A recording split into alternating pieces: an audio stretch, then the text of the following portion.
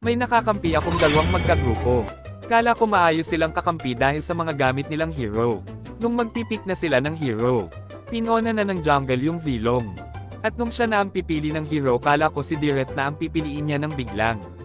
Nakakaloko talaga dahil tank na ako, nag-tank pa siya at ang malala pa tank na jungle. Hahaha, nakakatawa talaga, dasal malala at baka malagasan. Dito nga ginampanan niya talaga pagiging jungler. Hanggang matapos ang laro, nag-jungle na lang siya ng nag-jungle, paminsan-minsan lang tutulong kuno.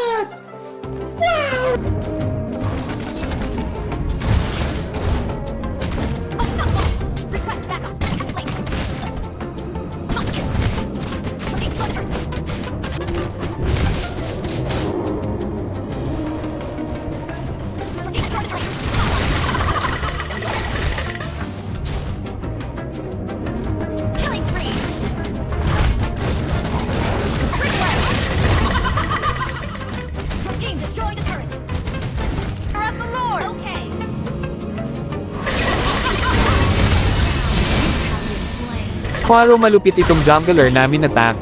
Siya lahat nakakuha ng turtle.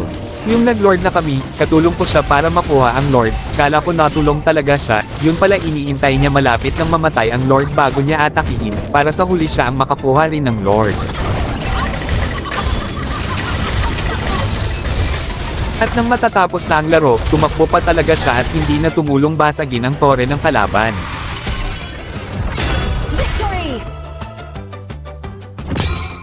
At sa huli ako pa nga ang naging MVP at nakakuha pa ng 3 star.